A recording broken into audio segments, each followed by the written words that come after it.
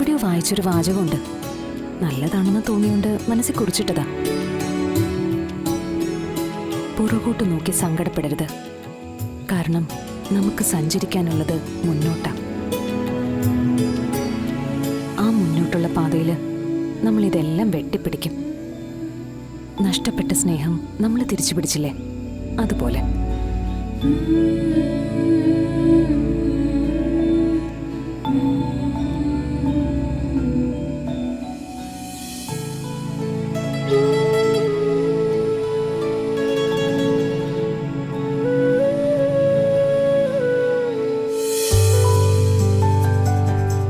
ഇവരെല്ലാം ഇത് എങ്ങോട്ടാ പപ്പി?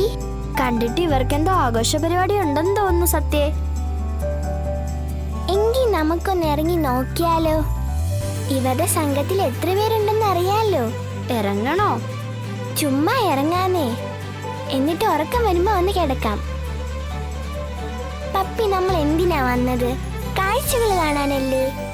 അപ്പൊ പിന്നെ നമ്മൾ പോയി കിടന്നാൽ എങ്ങനെയാ? സത്യ പറഞ്ഞത് കറക്റ്റാ. എന്ത് ഭംഗിയാ ഇവരിങ്ങനെ ഒന്നിച്ചു പോകുന്നത് കാണാനായിട്ട്. ലൈറ്റും കത്തിച്ച് ജാഥ പോകുന്നത് പോലെ ഉണ്ട്. എന്നാ വാ.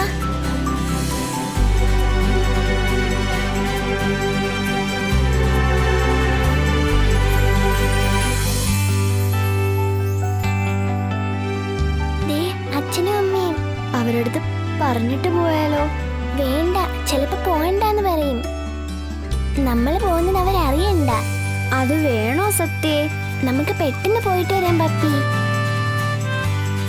ദേ മിന്നാമിനിങ്ങ്, വേഗം വാ.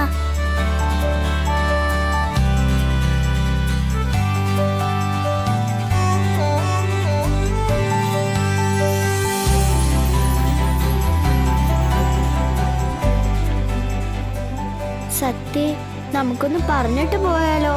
പപ്പി ഒന്ന് വേഗം വന്നേ, മിന്നാമിനിങ്ങ് ഇപ്പൊ പോവും.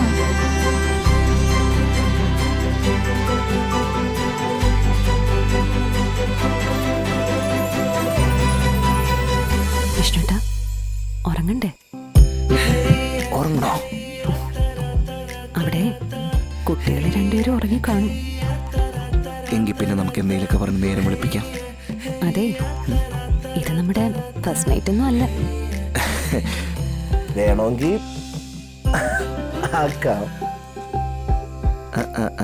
ശരി.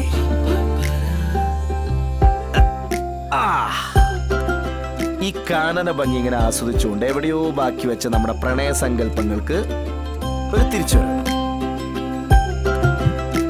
അതെ, കുറച്ച് സാഹിത്യമൊക്കെ വന്നു തുടങ്ങിയല്ലോ.